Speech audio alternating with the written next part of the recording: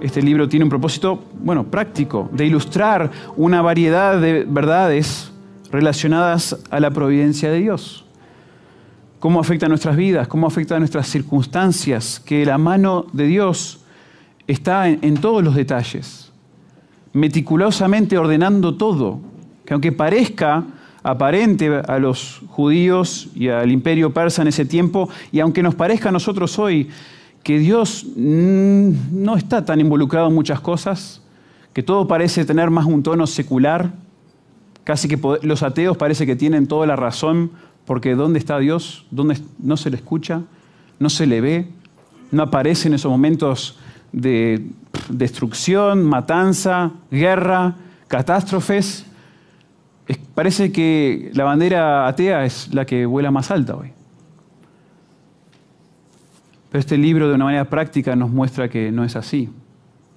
No es así. Dios ha tenido y tiene su mano meticulosa, soberanamente meticulosa en todas las cosas, todos los eventos.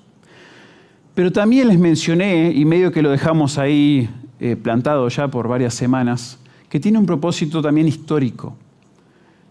Estos últimos versículos de Esther resaltan el hecho de que el libro también está escrito para explicarnos a todos de dónde viene esta fiesta famosa de los judíos llamado Purim. ¿Por qué es que los judíos celebran Purim? Se nos explica en el libro de Esther y se considera como uno de los grandes propósitos del libro. Bueno, el texto de hoy, hermanos, habla sobre esto, habla sobre los orígenes de la fiesta de Purim. Y muchos llegan a estos versículos y se frustran un poco, porque sienten que en realidad Esther no se reveló por ninguna otra razón, sino para describirnos por qué ellos celebran Purim. Y dicen, pero qué raro de parte de los judíos, porque si la fiesta de Purim parece tener una mezcla de prácticas paganas, o babilónicas, o persas, o una mezcla de ambos. Y hay tanta confusión y tanto debate que dicen, quizás Purim ni es judío realmente. Solo ellos lo robaron de alguien y lo adoptaron. Obviamente eso siendo una explicación bastante agresiva en contra de los judíos. Pero como veremos en el texto de hoy, el propósito de esta fiesta conmemorativa fue y es hoy también recordar y celebrar la liberación del pueblo. Y hermanos, menciono el propósito actual también porque eso pedía Mardoqueo según este pasaje. Una celebración y una conmemoración perpetua. Y hasta el día de hoy, quizá ustedes han visto en videos o en documentales, hasta el día de hoy se celebra el Purim. Desde los años más o menos 470 antes de Cristo, que es cuando suceden estos eventos que estamos estudiando nosotros, hasta hoy, 2025, ya casi 2500 años más o menos, se ha ido celebrando año tras año el Purim. Yo me puse a mirar algunos videos de judíos que celebran el Purim y hay cada cosa, cada rito que ellos tienen, pero muy interesante. La fiesta del Purim, y recuerden que los judíos tienen muchas fiestas, algunos aparecen en la ley de Moisés, pero el Purim no aparece, aparece recién aquí en Esther. Y es por eso considerada una fiesta menor entre las fiestas de los judíos. No forma parte de esas fiestas requeridas según la ley de Moisés. Y de manera muy interesante, en contraste con la mayoría de las otras fiestas que tienen los judíos, que son solemnes, sobrias, este es un festejo de ellos que disfruta de muchas libertades. La mayoría de las actividades rutinarias que ellos tienen, de manejar un auto, de hacer alguna transacción de dinero, de trabajar, esas se permiten durante el Purim. Casi que no tiene prohibiciones esta fiesta. Y si yo hoy fuera, o si fuéramos nosotros a celebrar hoy el Purim juntos, que no lo voy a hacer al final del servicio, les prometo, pero si lo fuéramos a hacer, una de las cosas que haríamos es tomar lo que se conoce como el Megilá. Tomaríamos el Megilá, que es un rollo, ¿sí? Es un rollo antiguo con el libro de Esther escrito todo a mano, lo tomaríamos y lo abriríamos. Y alguien que está preparado para leer este libro, lo leería 2 veces cuando nos acercamos al Purim. Una vez la noche antes de Purim y una vez la mañana de Purim. Y al ser una lectura grupal, porque generalmente no es que lo lee uno solo, es costumbre que en este caso la lectura sea bastante participativa, ruidosa de parte de la audiencia. O sea, no es como la lectura bíblica que hicimos esta mañana, que yo leía, ustedes escuchaban y seguían en sus Biblias. No. Cada vez que se menciona el nombre de Mardoqueo, la gente aplaude, celebra, como si fuera una hinchada. Y cuando llega el nombre de Amán, la gente empieza a gritar,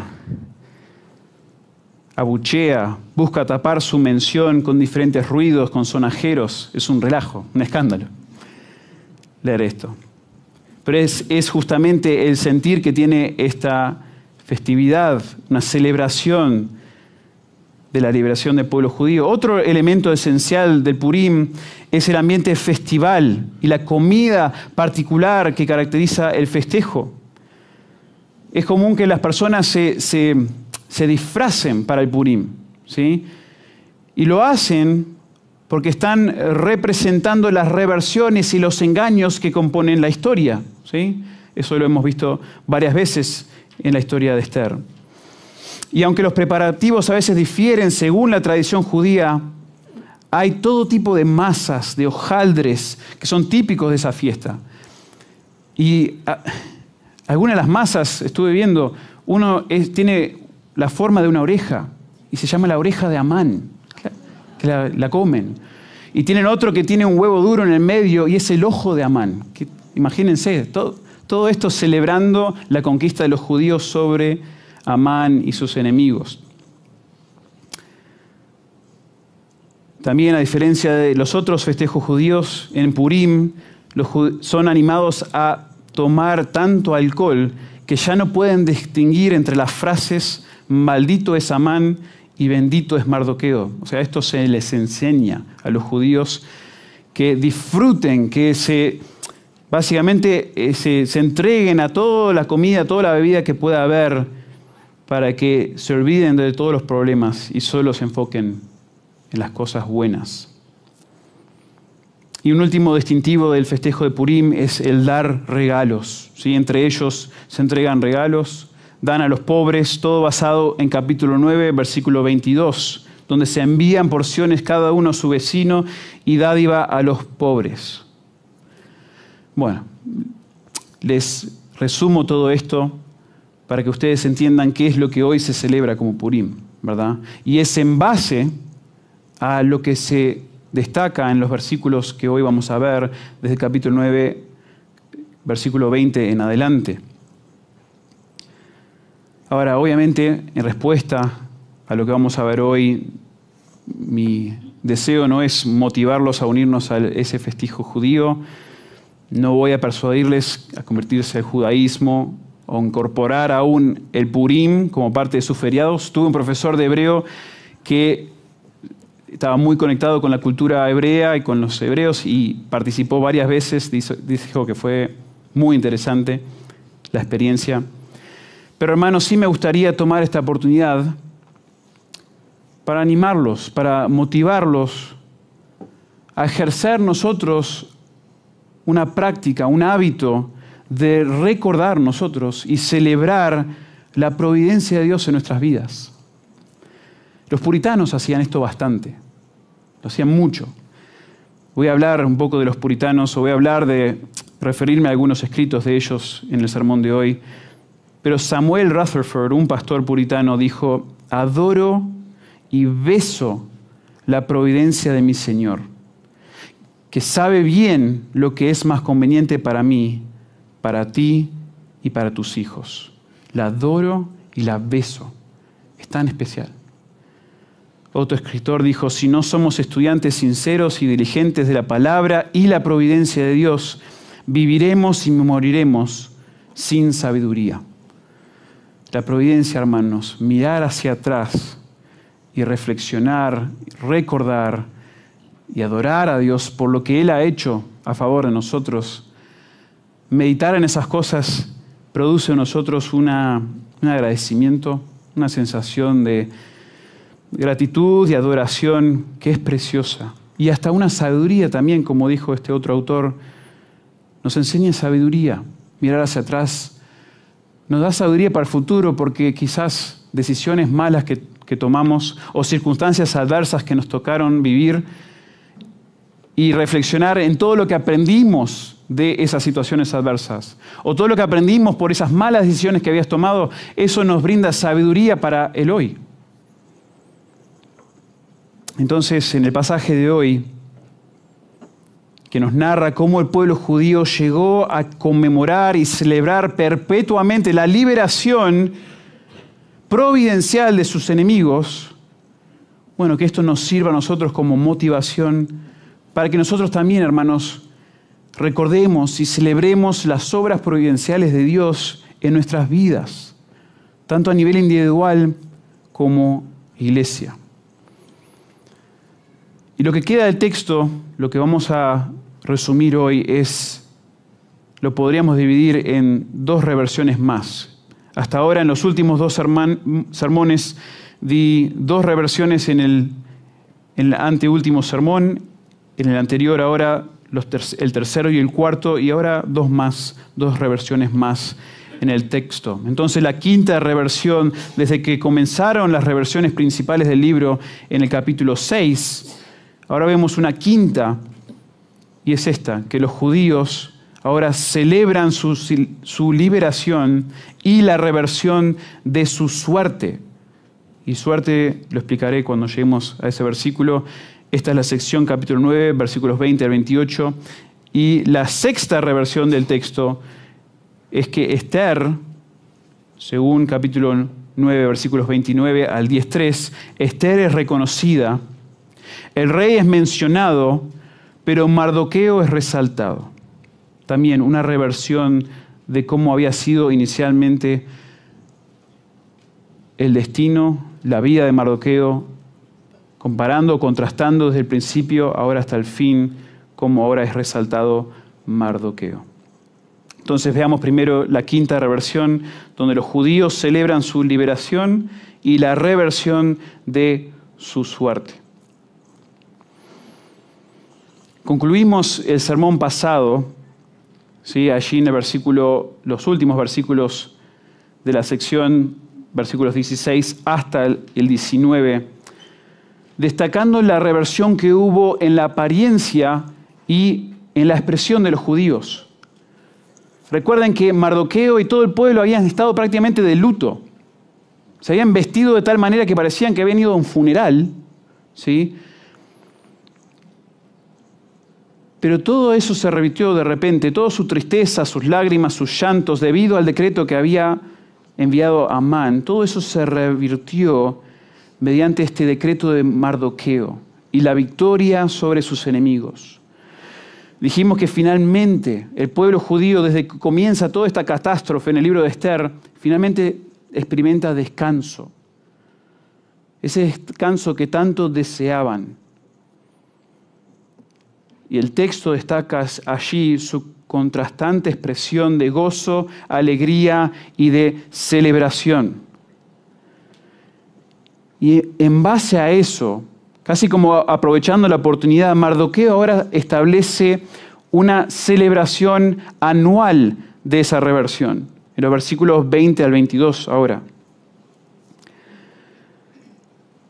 Luego de ese decreto que Mardoqueo había enviado, que permitía esa defensa propia de parte de los judíos, se escriben ahora dos cartas más, según el texto.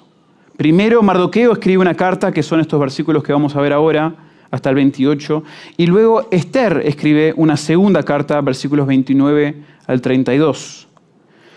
¿Y qué propósito tiene esta carta? Y yo les comento, como de modo paréntesis, hermanos, esta sección entera, del 20 en adelante, hay algunos estudiosos que dicen esto fue algo agregado. Esto fue algo que ni debería estar en el libro de Esther. porque no parece cumplir otro propósito que destacar justamente el Purim, la fiesta de los judíos, que claramente ellos quieren encontrar una razón para defender todo este relajo que hacen todos los años. ¿Y qué es lo que agrega? ¿Qué se agrega en estos versículos que nos puede ser de beneficio a la historia? Bueno, hay mucha repetición, claramente.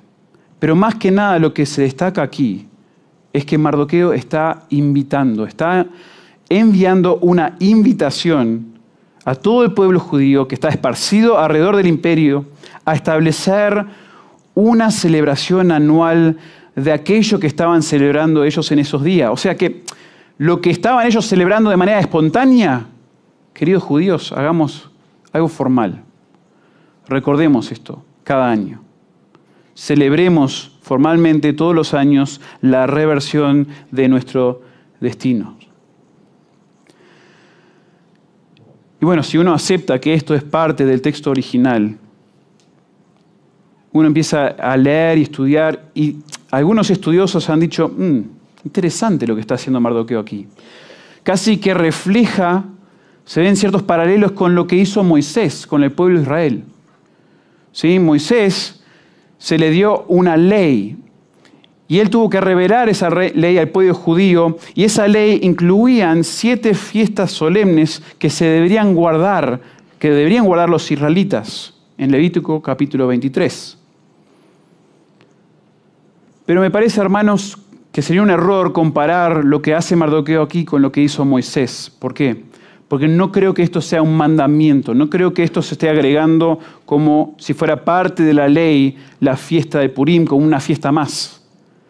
No es un mandamiento, no está añadiendo algo más a la ley, meramente está pidiendo al pueblo que aceptara la responsabilidad de celebrar este evento anualmente. No los está obligando a cumplir. ¿Sí? Creo que quizás a nosotros no...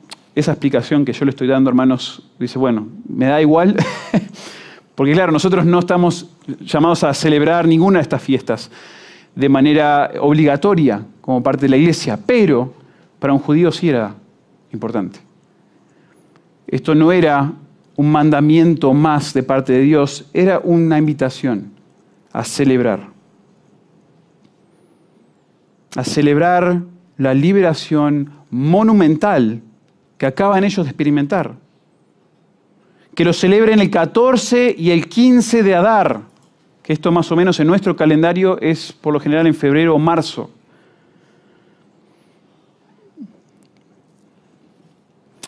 Y si alguno sabe o conoce un poquito de cómo los judíos celebran el Purim, bueno, sabe que por lo general los judíos no toman 2 días. Acá se mencionan el 14 y el 15 de Adar, pero por lo general no se toman 2 días, sino 1. Y la discusión está en, bueno, el texto podría interpretarse de una o 2 maneras. Primero, es una invitación a todos los judíos a celebrar la fiesta ambos días, o los judíos deben celebrar la fiesta en uno de los 2 días, según lo que sea apropiado en su contexto, ubicación. Bueno, parece que hoy por hoy el pueblo judío en general lo ha tomado como una de los 2. Porque la mayoría lo celebra el 14 de Adar y otros, que lo explican ellos con su tradición, las ciudades o los judíos que viven en pueblos o ciudades que estaban amuradas durante los tiempos de Josué, como Jerusalén, Hebrón, Jericó y otros parecidos, ellos celebran el 15 de Adar. ¿Sí? Solo un detalle estilo documental para que sepan, pero es un debate que tienen hoy, cómo se debería celebrar, por qué se celebra de la manera que se celebra. Bien, creo que lo que más hay que destacar aquí, hermanos, a nivel del texto, a nivel del propósito intencionado aquí, hay que resaltar las conexiones que se ha hecho durante todo el libro de Esther con el tema tan interesante, tan raro, que es el tema de banquetes en el libro de Esther. Yo se los mencioné un poco en la introducción y lo hemos mencionado unas veces durante toda la serie.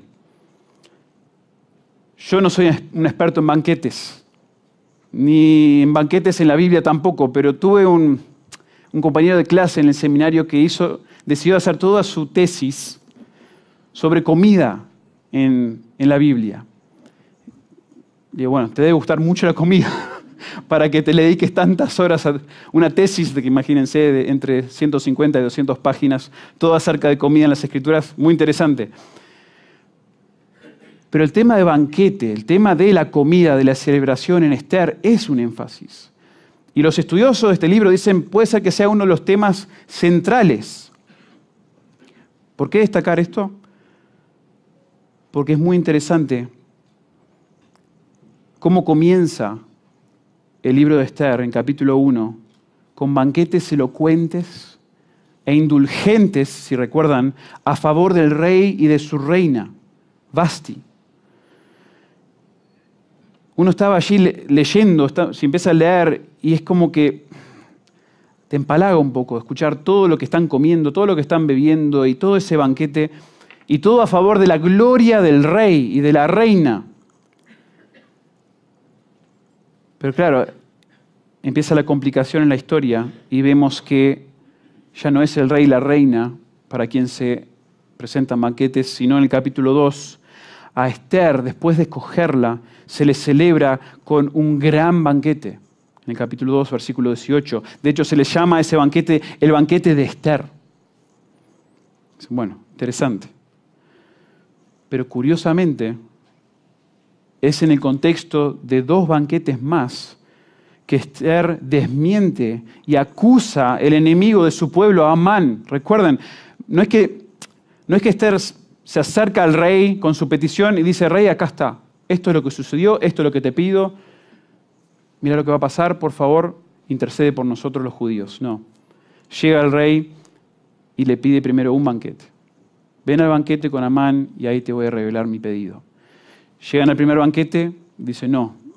Venía un segundo banquete y ahí sí te voy a decir. Y es como que, ¿para qué prolongar tanto?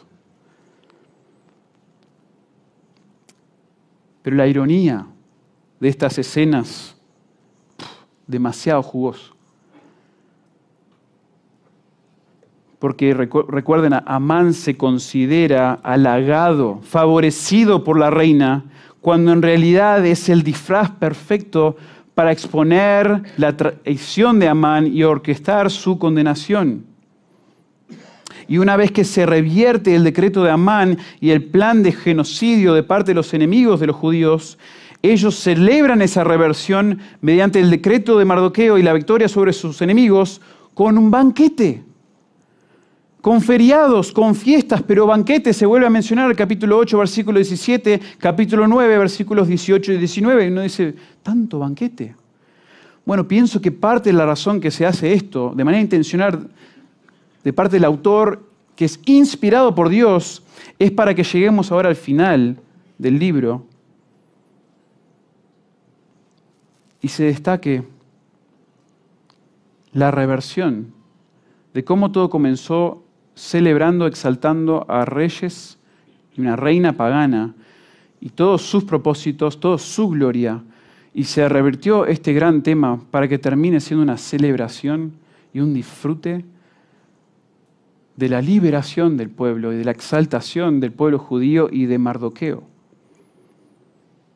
Siempre es dulce celebrar una victoria, especialmente cuando implica la liberación de enemigos y de la muerte.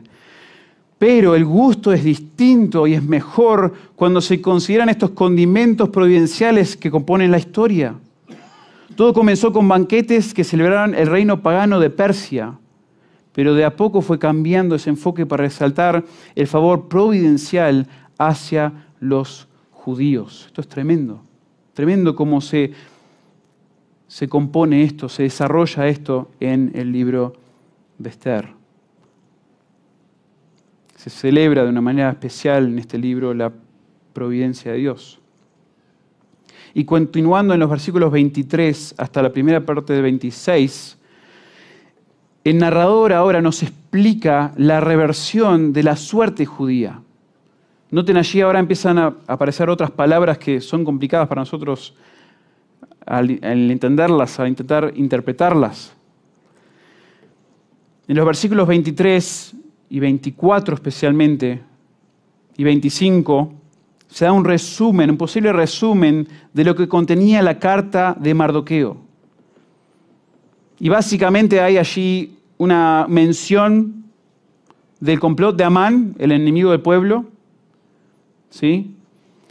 Segundo, una breve explicación de las suertes que tiró Amán para determinar cuándo acabar con ellos. Y por último, la reversión de ese plan para que la destrucción cayese sobre Amán y su casa. Y uno dice, pará. Lo lees y decís, no, eso no es un buen resumen de lo que sucedió.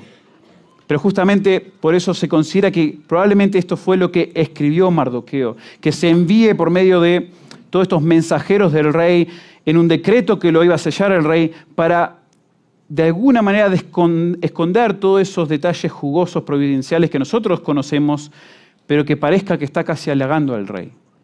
Que no fue la culpa del rey, sino que el rey, de manera, un poco escondida, fue quien lo salvó al pueblo judío. Y como pueden notar, hermanos, allí, basado en el versículo 24, 25 y 26, el nombre de la fiesta, el nombre de la celebración, Purim, surge de esa sección, de la palabra Pur, que allí el texto claramente nos dice que significa suerte. Ya vimos esta palabra, capítulo 3, versículo 7, cuando se narra justamente lo que hizo Amán, cuando él echa la suerte para determinar el día y el mes de la destrucción judía en el imperio. Y les expliqué en ese momento que en los tiempos antiguos las suertes podían tomar diferentes formas. En este caso parece ser una suerte similar a un dado, ¿sí?, que fue echado para recibir una dirección divina en cuanto a la fecha de exterminación de los judíos. Y uno dice, qué raro, qué extraño, que se le llame una fiesta judía con un nombre que significa dado en otro idioma, que no es el hebreo, solo se les traduce allí para que lo entiendan los hebreos, los judíos. Posiblemente tampoco está en los idiomas persas ni de los babilónicos, sino posiblemente en el acadio, consideran algunos. ¿Por qué? ¿Por qué darle este nombre al festival, a la fiesta?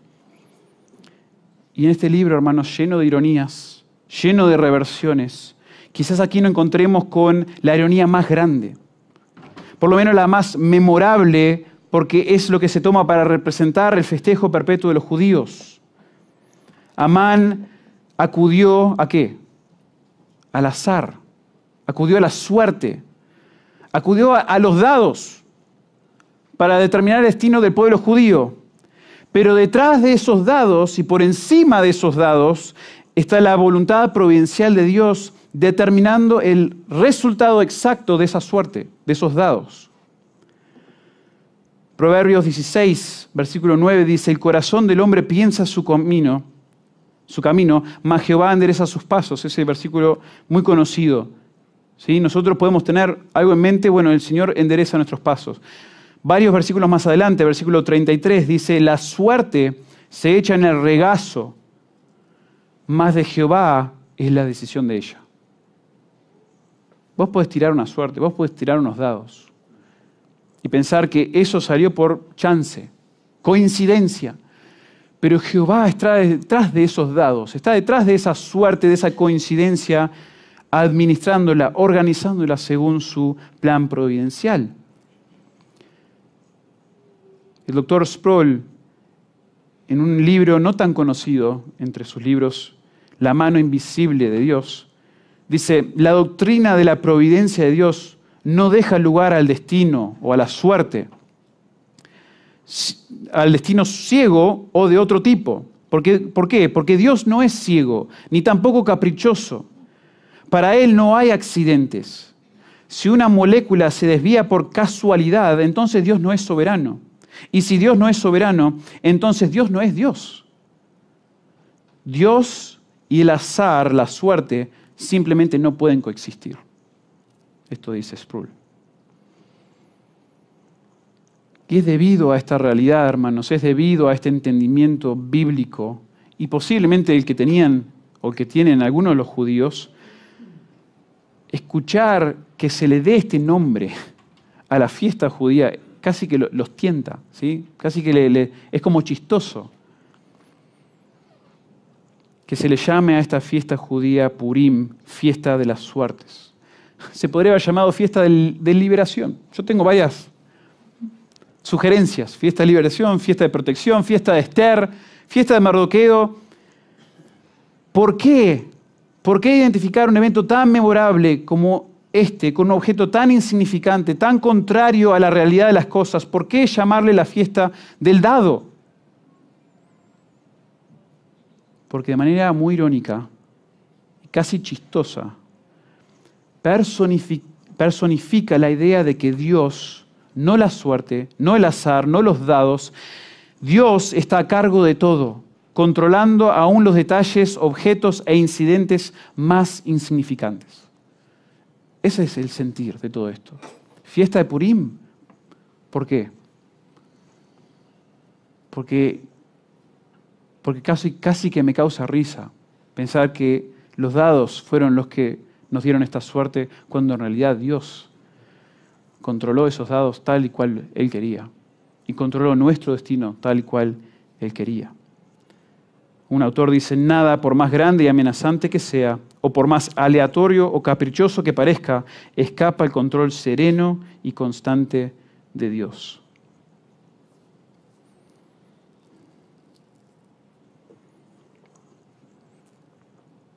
Hasta el nombre de la fiesta expresa el cuidado profundo y la protección del pueblo de parte de un Dios que aparenta estar ausente, pero que no está ausente, está muy presente. Y se remarca esto llamándonos a celebrar, ¿sí?, a este Dios, conmemorarlo perpetuamente. Y eso es lo que se destaca en los versículos 26, la segunda parte, hasta el 28, donde los judíos ahora aceptan esta invitación de parte de Mardoqueo y conmemoran, se comprometen a conmemorar perpetuamente su liberación. Y otra vez, estos versículos tampoco agregan demasiado contenido nuevo a lo que ya se ha dicho. Principalmente remarcan aquello a lo cual los judíos estaban accediendo a celebrar, a recordar los eventos providenciales de su liberación. Pero sí pienso que hay un énfasis particular puesto, y por eso ahora quiero hablar un poco de esto de conmemorar, de recordar. Sí se repite 3 veces en el versículo 28 la idea de recordar lo que Dios ha hecho por ellos. Noten el versículo 28.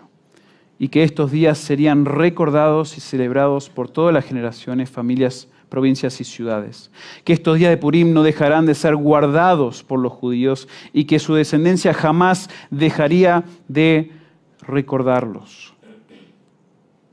Hay como un énfasis en estos versículos a una conmemoración universal, que los judíos en todos lados, ¿sí?, recuerden esto.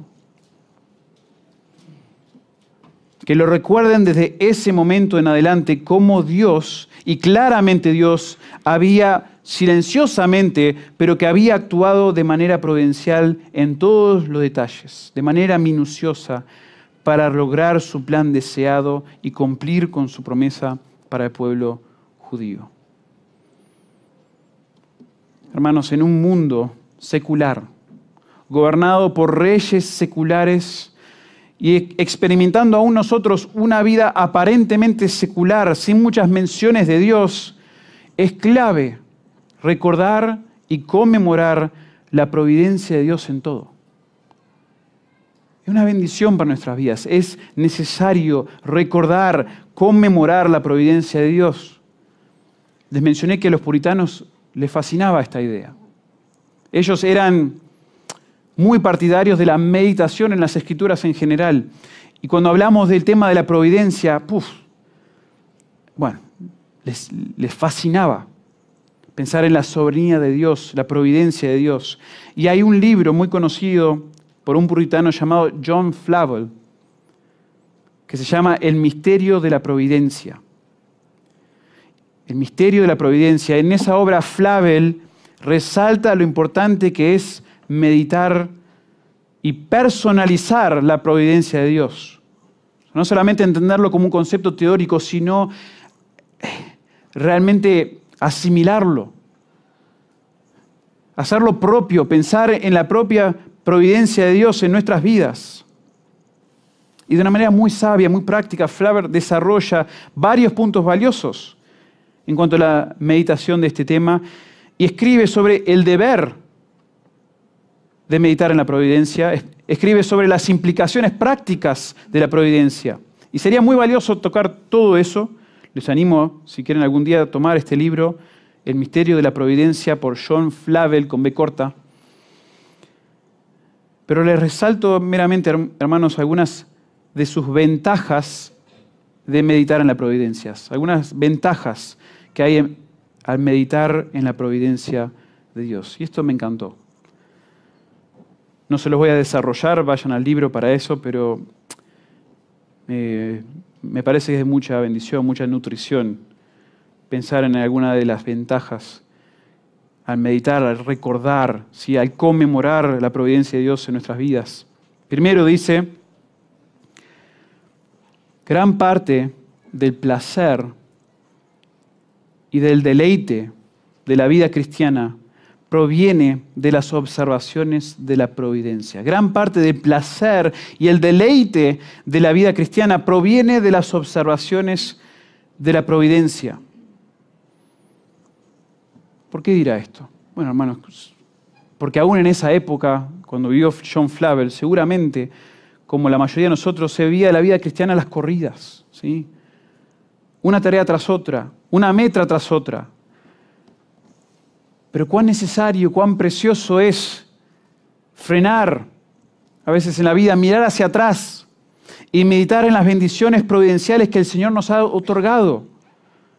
Pero recuerden que en uno de los sermones, y creo que fue el primero en la introducción a la serie, hablé de que tenemos que tener cuidado de no tomar la providencia como nuestra guía en la vida, no como para mirar hacia el futuro y decir, mira qué lindo, el Señor me proveyó esto, está esta persona que entró a mi vida de repente, seguramente es su voluntad, está esta otra situación y seguramente quiere que siga eso, como si la providencia fuera el casillero que ahí tenemos que estar, y tenemos que seguir ese camino.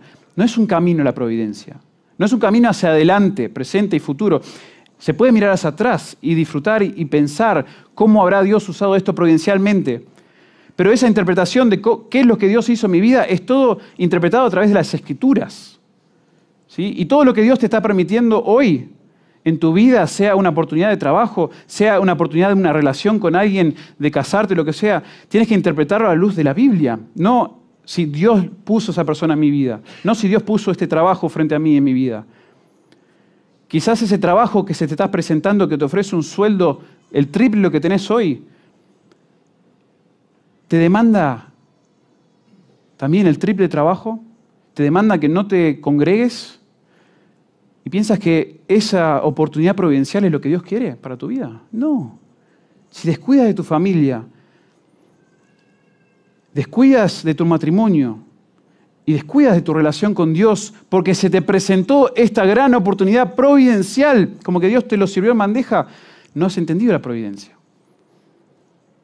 No funciona así. Tienes que interpretar la providencia, lo que Dios está permitiendo en tu vida a través de la sabiduría de las Escrituras. No meramente Dios, bueno, acá me lo dejó, seguramente lo que Él quiere.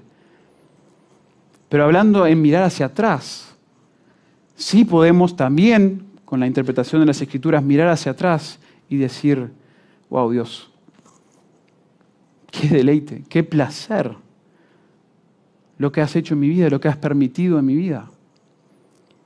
Hay muchos ejemplos de eso, ¿verdad? Que cada uno hemos experimentado. Y justo le tocó a mi esposa no estar hoy en el sermón y qué bueno, porque no quería que se avergüence al decir esto, pero yo, en lo personal, y comparto solo un ejemplo, ustedes seguramente tendrían otros ejemplos, pero honestamente pienso en la providencia de Dios en mi vida y pienso, primeramente, o una de las cosas que más resalta es mi esposa. La esposa que el Señor me dio, su compañía, su amor, su ayuda, su consejo. Miro hacia atrás y veo cómo Dios la ha usado para animarme tantas veces, aconsejarme, exhortarme, a veces no necesariamente con palabras, pero por medio de su ejemplo, su paciencia. De manera totalmente de chiste, ayer le dije, bueno, Caro, a vos no te dieron un segundo nombre, tus padres no te dieron un segundo nombre, yo te lo doy hoy, te lo otorgo, sos Carolina Providencia Willoughby. ¿Te parece bien? O Pelufo, bueno, acá sería Pelufo. No le gustó tanto. Si fuera a quedar embarazada con otro niño o niña, y si fuera una niña, le tendría que poner Providencia, le dije, porque planearlo no lo estamos planeando, entonces sería totalmente providencia de Dios que tuviésemos otro hijo. Pero ojo, con todo eso no estoy diciendo que aún mi esposa, no solamente son sus virtudes que veo providenciales, sino también sus luchas. Las luchas que tiene mi esposa son providenciales aún en mi vida porque a mí me han ayudado a crecer como esposo, como responsable sobre su vida, como líder de mi hogar. Mi esposa en general, tanto en sus virtudes, que son muchas, y en sus debilidades, que son menos, ¿sí? En todo eso, Dios providencialmente me ha bendecido y ha sido un deleite para mí la vida cristiana, un placer por estas consideraciones providenciales que Dios ha tenido. Y hay muchas, ustedes también podrían compartir personas que el Señor ha puesto en sus vidas, situaciones hermosas, oportunidades. Otro pensamiento que da Flavel en cuanto a las ventajas de meditar en la providencia dice: considerad cuán eficaz será la debida observación de la providencia para dominar y suprimir el ateísmo natural en vuestros corazones. Qué perspicaz estos hombres puritanos, diciendo que tenemos una tendencia todos a tener cierto ateísmo natural, hablando de cómo secularizamos nosotros nuestras vidas, justamente lo que hablábamos antes. Cómo podemos fácilmente, a veces parece que olvidar a Dios en un mundo que busca suprimir su verdad. Bueno, se nos llama en las Escrituras a temer a Dios. Entonces pensemos a la luz de las Escrituras cómo Dios está usando todo para nuestro bien, por ejemplo.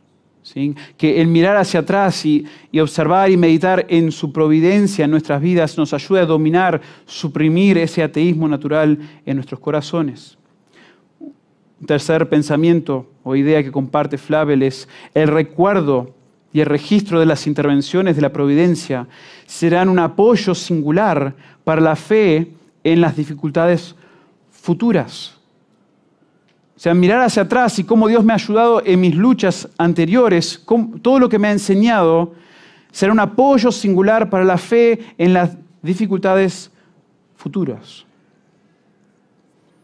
Yo creo que la mayoría de nosotros podemos mirar hacia atrás y, como les hablaba hoy, pensar en decisiones equivocadas que tomamos, reflexionar en situaciones desagradables, no deseadas, pero que nos sirvieron, hermanos, para aprender, para valorar, para exponer nuestros pecados y nuestras debilidades, y nos impulsaron esos momentos a buscar a Dios con más denuedo.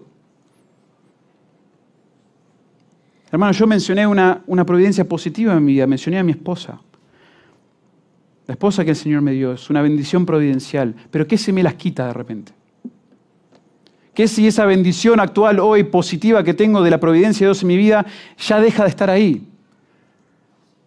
Ya esta tarde no está porque la atropella un auto, o viene una enfermedad, o lo que sea. Bueno, primero, la providencia buena de Dios claramente se manifestó en el tiempo que el Señor nos otorgó a nosotros juntos.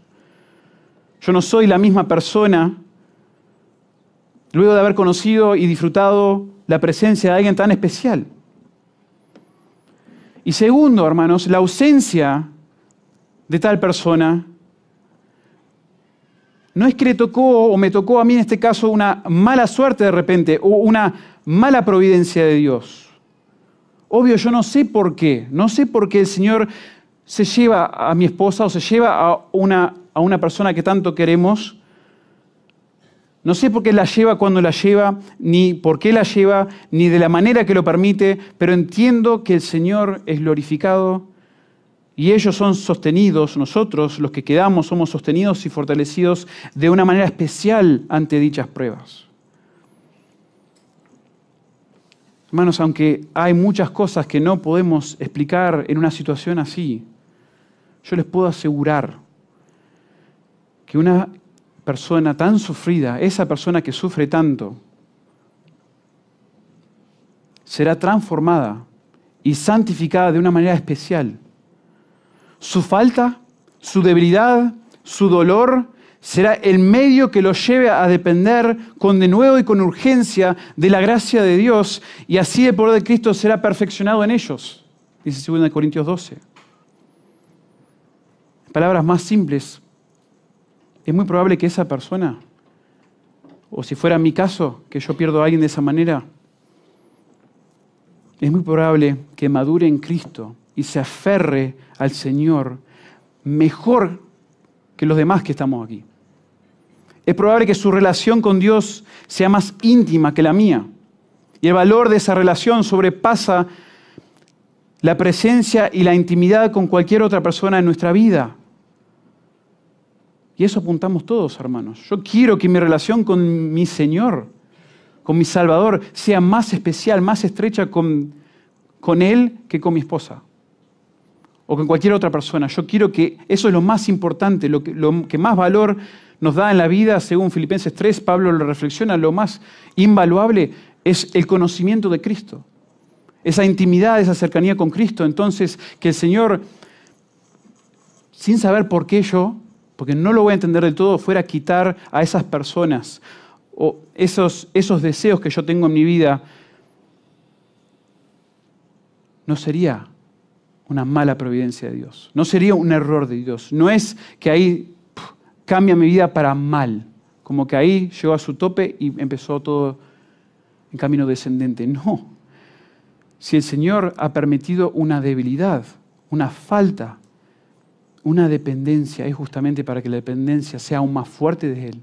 Y al depender más fuerte de su gracia, el poder de Cristo se manifiesta de otra manera a mí. Entonces, como Pablo quizás hasta debería decir, Señor, y no es que esto deseo para mí ni para nadie, pero Señor, abrazo las debilidades entonces, te abrazo a ti para que el poder de Cristo sea manifestado de otra manera en mí.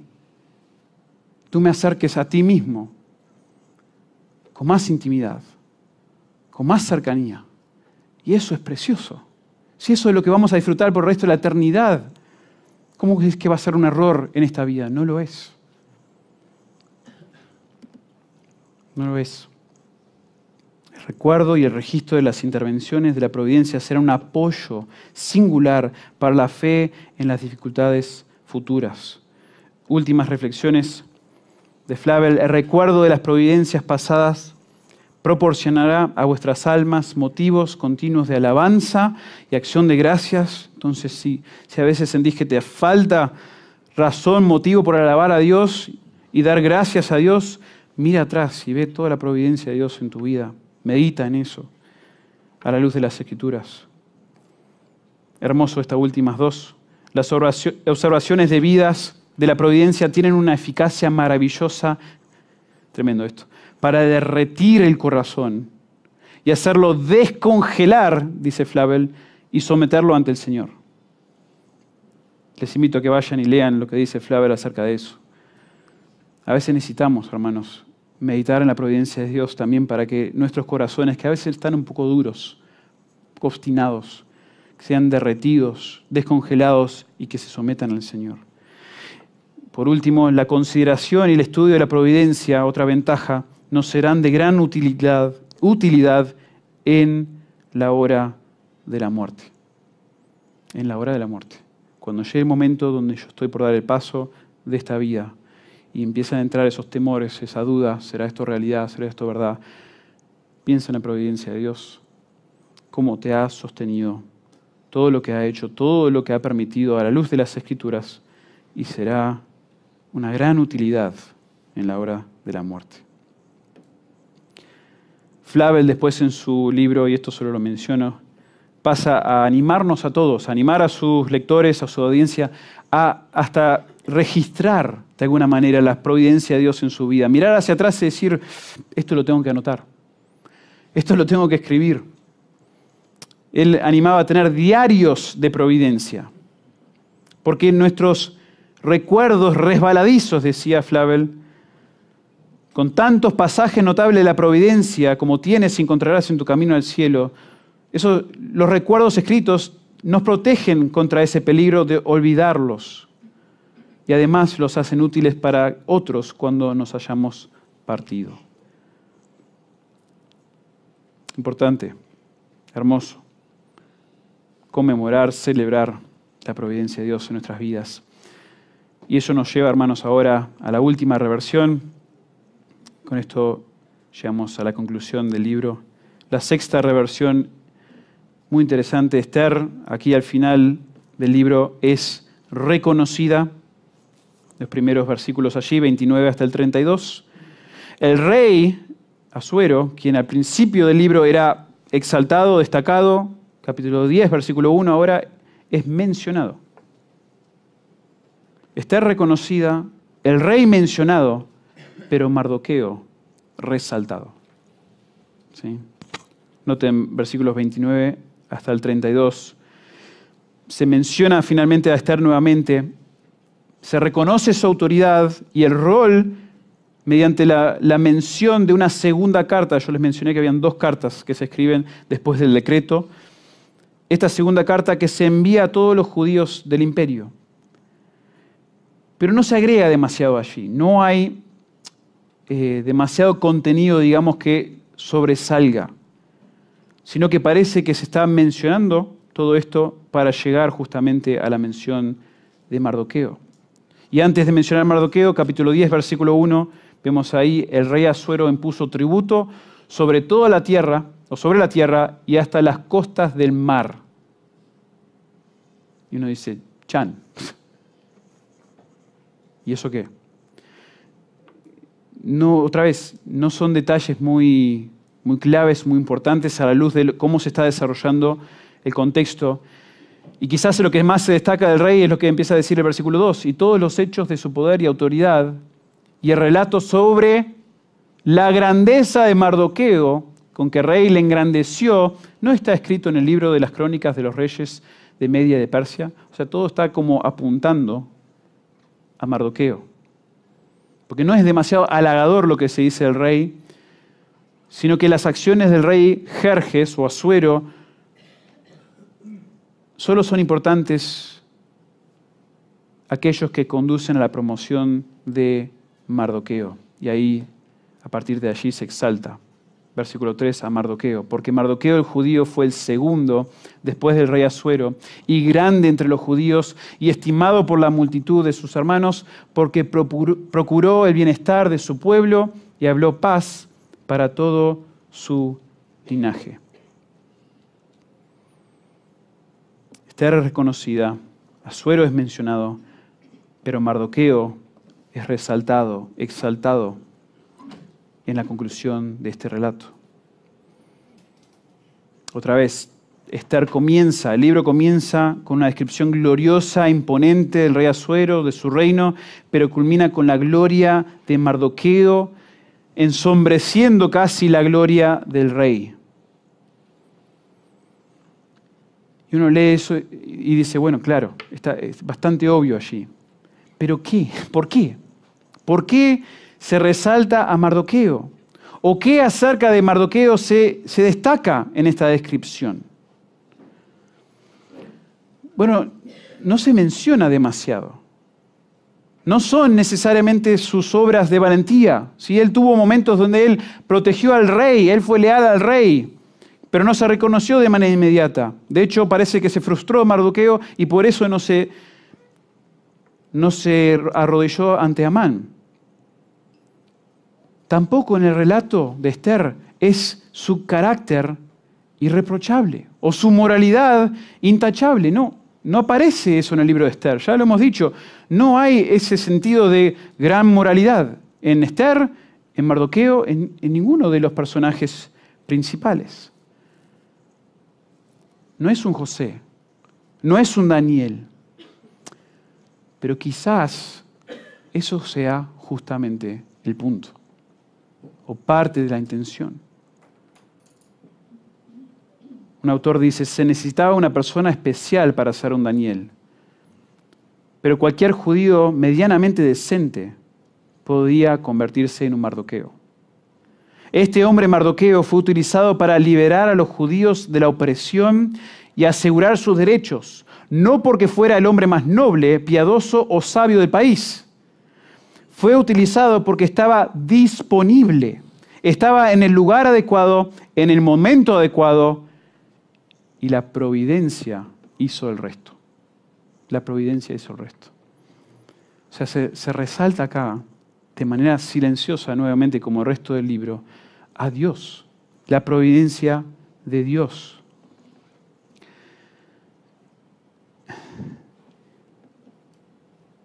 Y a menudo nosotros, hermanos, somos muy parecidos a Mardoqueo.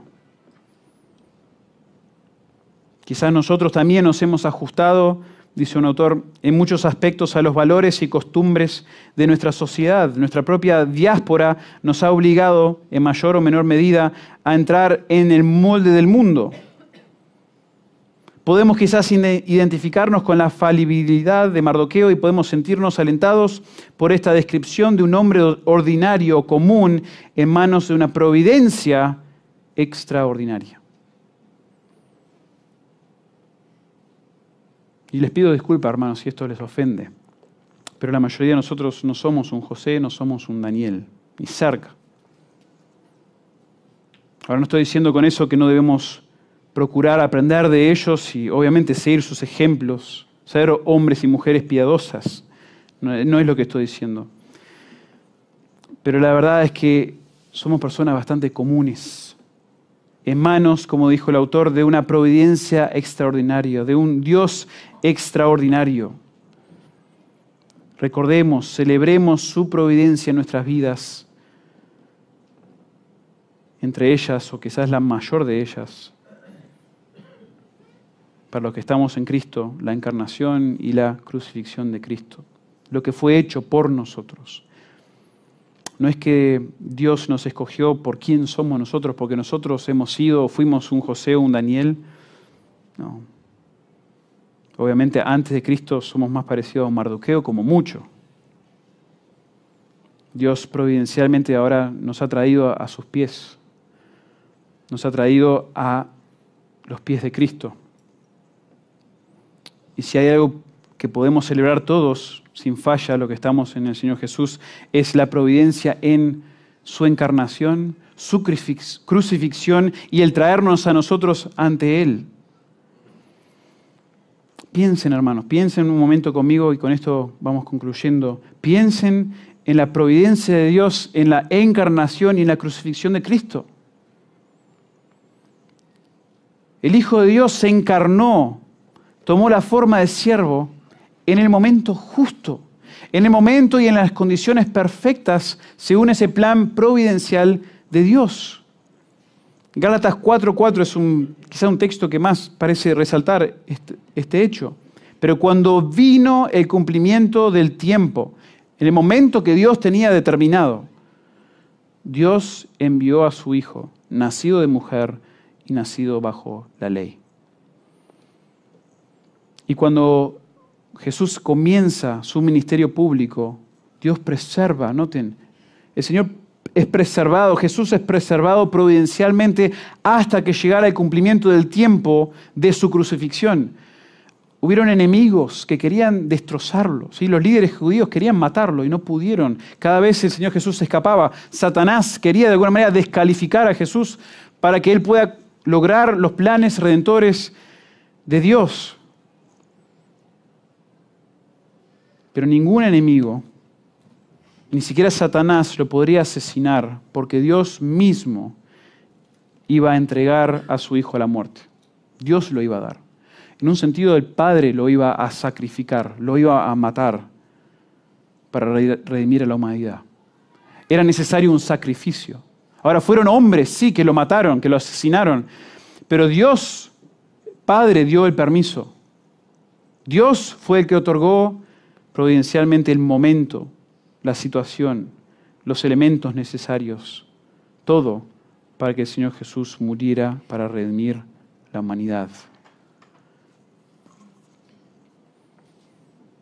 Es obvio que la mano del hombre estaba metida en toda la maldad que implicó el juicio, la tortura, la muerte de la cruz. Pero ningún detalle sobrepasaría la providencia de Dios. Hermanos, hay tantos detalles en el texto. El gallo de Pedro, la esposa de Pilato, el intercambio de Barrabás, la corona de espinas, la cruz misma. Todas circunstancias, todas coincidencias, pero providenciales en el plan de Dios. Pedro lo resumió mejor que nadie. Varones israelitas, dijo en Hechos capítulo 2, oí estas palabras: Jesús Nazareno, varón, aprobado por Dios entre vosotros con las maravillas, prodigios y señales que Dios hizo entre vosotros por medio de él, como vosotros mismos sabéis, a este entregado por el determinado consejo y anticipado conocimiento de Dios, bueno, a ese prendisteis y matasteis por manos de inicuos crucificándole. Sí, fueron manos inicuas, sí, fueron manos malvadas de los hombres, pero Dios fue quien lo predeterminó, quien lo anticipó con su conocimiento, con todo, permitiendo que todo suceda cuando debía suceder. La muerte de Cristo, hermanos, no fue un accidente. No fue otro ejemplo más de la maldad de los hombres saliéndose con la suya. Dice un autor, fue una parte importante del plan divino para redimir a la humanidad pecadora. El hecho de que Dios supiera lo que iba a suceder no eximió la responsabilidad a aquellos seres humanos que violaron libremente la ley de Dios al matar a una persona inocente. El propósito de Dios era la redención, el propósito del hombre era el asesinato. Y los dos propósitos se cruzan en la cruz. Y el resultado es la salvación para todos los que crean.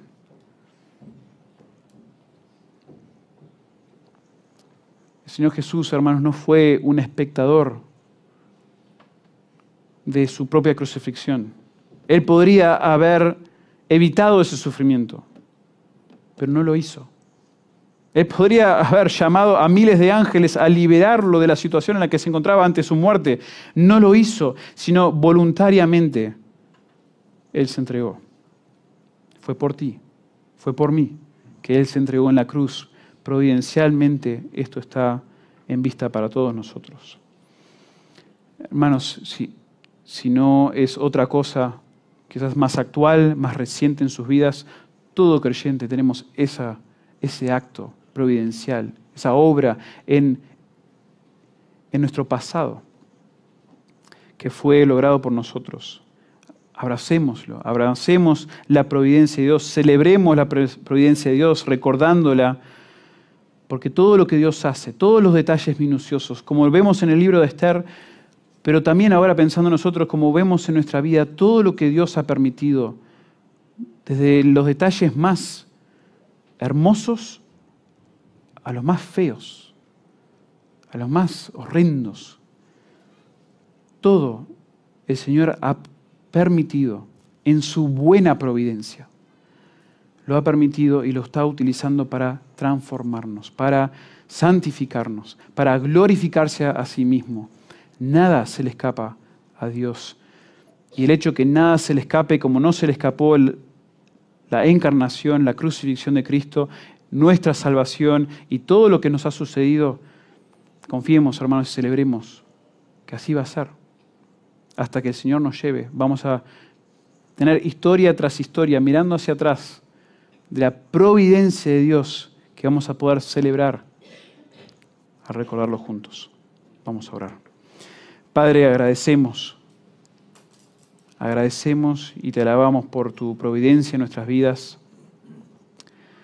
Gracias, Señor, que nunca en la historia, nunca se te ha escapado un solo detalle. Nada ha sucedido sin tu permiso. Entendemos desde las Escrituras que no todo lo que sucede es lo que te agrada, no todo lo que sucede es tu voluntad a nivel de qué es lo que deseas del hombre, de temerte, de alabarte, de agradarte con sus acciones. Obvio, suceden cosas, entendemos, Dios, en este mundo que tú creaste, que van en contra de ti. Pero lo que sucede, cuándo sucede, cómo sucede, eso no escapa a tu permiso. Tu providencia que gobierna sobre todo lo que sucede. Nos asombra esto, Padre. Nos anima también para el futuro pensar de que ni una sola situación, ni una sola adversidad, ni una sola prueba que se nos viene, porque seguramente van a venir, no son razón por la cual temer. Porque mirando hacia atrás hemos visto cómo nos has sostenido, cómo nos has ayudado, cómo has utilizado todo, Señor, para nuestro bien, para nuestra conformación a la imagen de Cristo, como dice en Romanos 8. Entonces, Señor, ayúdanos a deleitarnos cada día, a gozarnos cada día en tu soberanía, en tu providencia, Señor, que nos da tanta confianza, tanta seguridad, que nos revela, Señor, quién eres. Eres un Dios soberano, un Dios que obra en todas las cosas. Y nos anima tanto, Señor, que siempre que obras es para nuestro bien. Te alabamos como individuos, te alabamos como iglesia y te alabamos especialmente, Señor, por la obra providencial que lograste en Cristo, en esa cruz, cumpliendo tantas profecías, tantas promesas, Señor, y cumpliendo con un plan de redención que nos incluyó a nosotros, donde fuimos transferidos desde el reino de las tinieblas al reino de tu amado Hijo. Y ahora gozamos en la esperanza que hay en Cristo Jesús y en la vida eterna. Te damos gracias y te alabamos por todo esto. En el nombre de Cristo. Amén.